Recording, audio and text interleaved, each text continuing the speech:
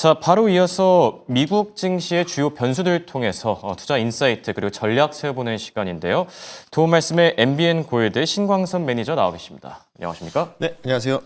자, 세 가지 주요 변수들 준비해 주셨는데 먼저 첫 번째 변수로 네. 미국 증시의 수급 영향을 짚어주셨어요. 어떤 내용일까요? 사실은 이것저것 매크로를 앞선 시간에서도 좀 많이 다뤘지만은 네. 중요한 거는 이제 돈의 흐름이 어디로 지금 이제 진행이 되고 있느냐를 우리가 좀 판단을 해야 되지 않겠습니까? 그렇죠. 어찌 보면 이제 글로벌 증시, 특히 미국 증시 기준으로는 올타임 하이라고 하죠. 신고가 영역까지는 불과 이제 한 2~3% 정도밖에 안 남은 상황이라 맞습니다. 보고 있는데 지금 그래서 오늘 이제 첫 번째 다뤄볼 요소는 바로 이제 미국 증시의 수급 동향을 한번 좀 파악해 보자. 어제도 이제 마찬가지로 미국의 4대 증시가 전부 다 올라가는 모습이 좀 보였습니다. 네. 일단 첫 번째 이슈는요, 딱 하나예요. 지금까지 이제 4월 7일 날 미국 증시의 저점을 만들었던 요인들이 바로 이 숏스퀴즈 현상이었다. 공매도를 청산하기 위한 환매수 현상들을 지금 얘기하고 있는데 이에 대해서 지금 이제 어제 추가적으로 이제 골드만삭스에서는 추가적인 숏스퀴즈가 남아 있다라고 여력이 남아 있다라고 평가를 좀 했었습니다.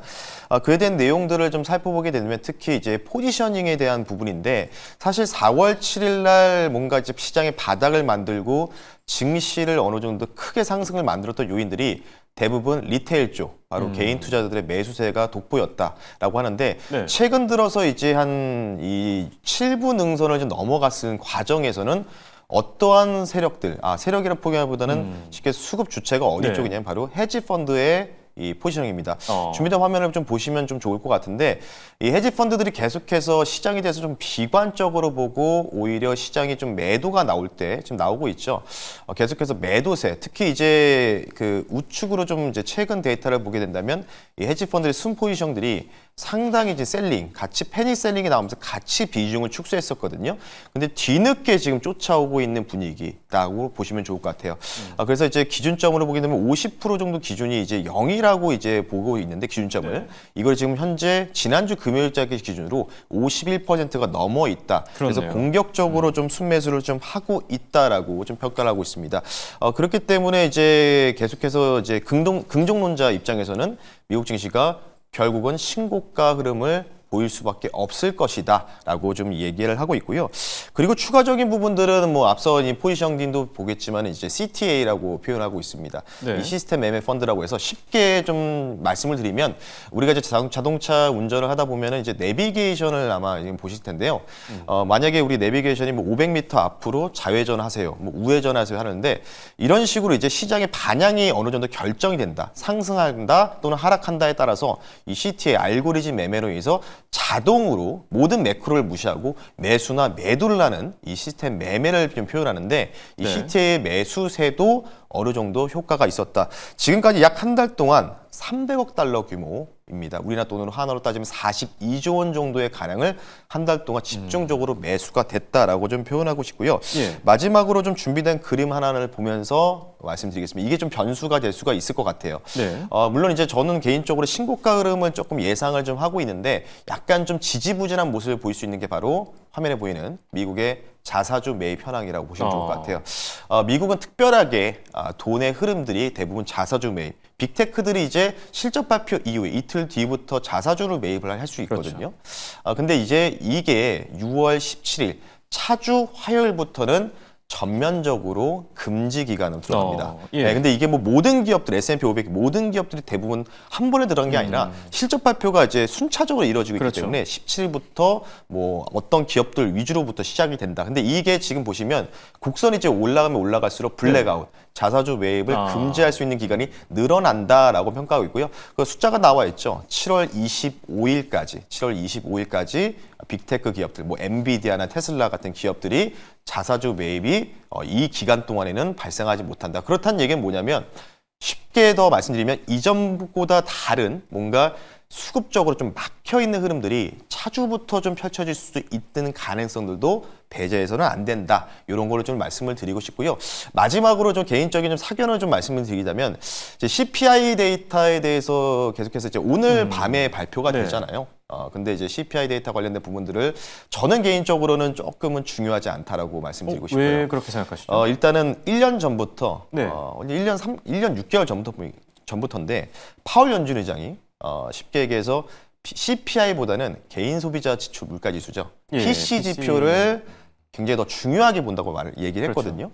그렇다는 얘기는 뭐냐면 결국은 CPI는 전체적인 통합적인 그냥 데이터 모델일 뿐이지 실질적인 미국 시민권자를 보유하는 이 미국인들이 소비를 할 수 있을 때는 PC 지표가 가장 중요하다는 거겠죠. 예.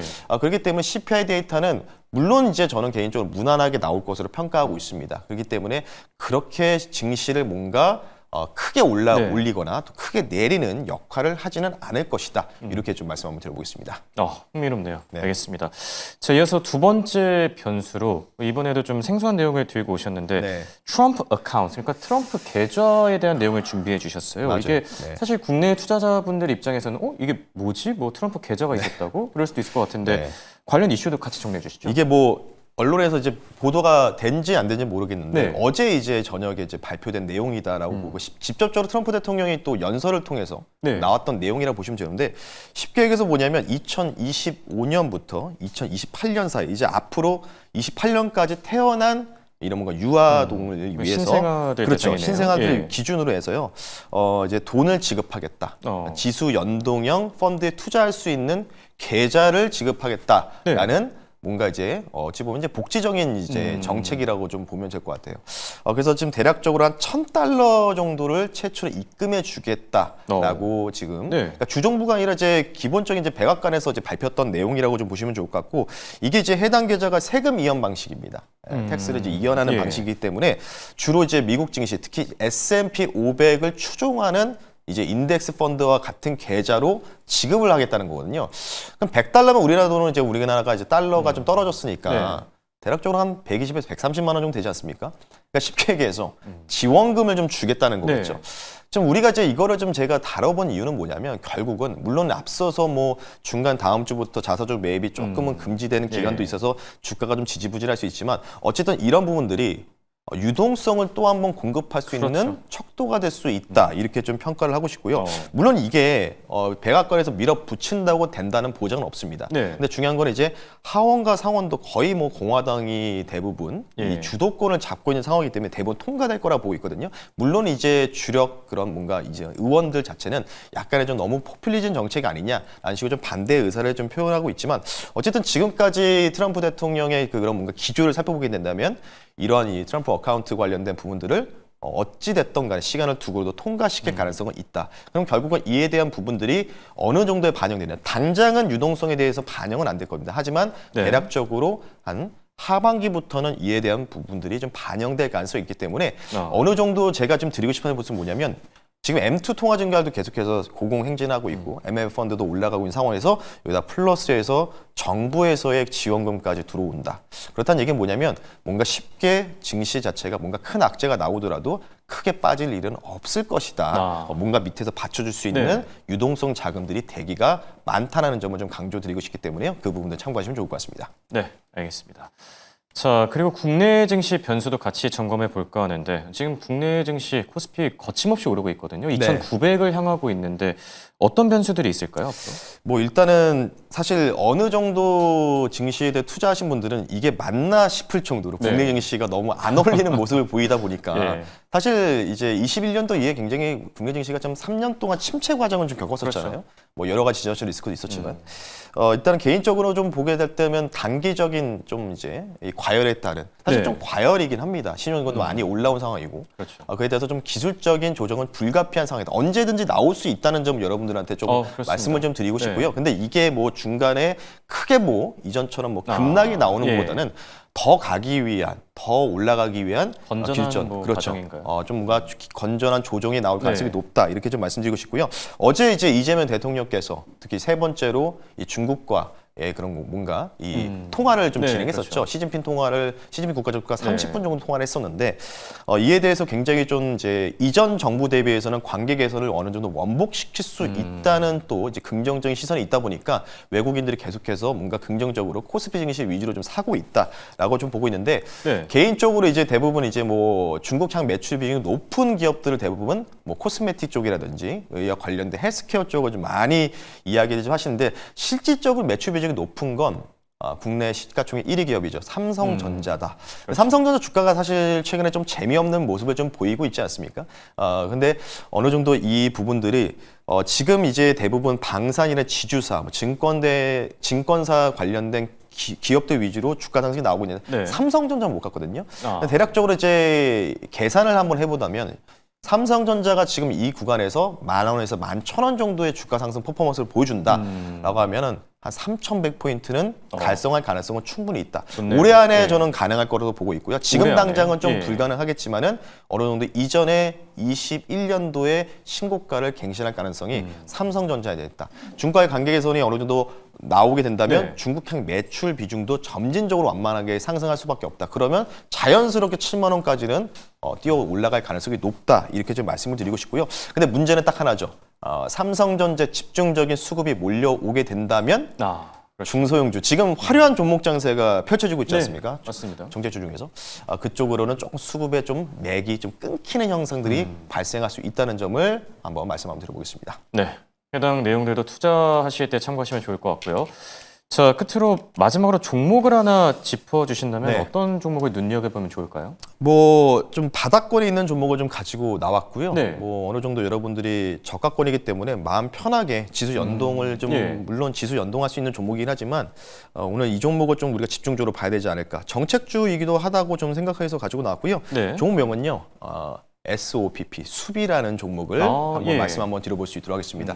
구 아프리카 TV죠. 그렇죠. 일단 1인 미디어 플랫폼 사업을 영위를 하고 있는데 종가 기준은 좀 올라갔지만 넥스트 트레이드에서도 어느 정도 주가 상승이 3% 정도 더 추가적으로 발생했습니다. 네. 모멘텀은 딱 두 가지입니다. 국내 디지털 자산법 발의 관련된 부분이라고 좀 보시면 좋을 것 같고요.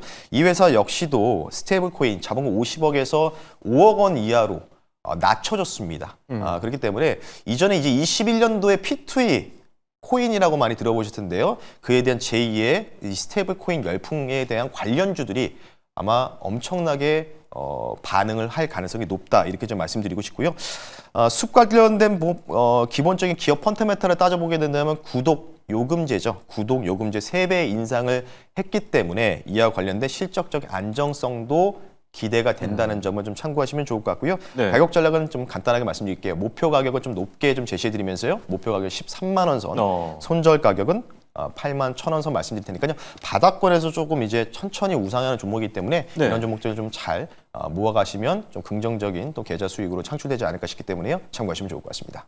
네, 투자 전략 세우고 또 포트폴리오 구축하실 때 오늘장 관심주 숲까지 챙겨보시면 좋을 듯합니다. 지금까지 신광석 MBN 골드 매니저와 함께했습니다. 감사합니다. 네, 고맙습니다.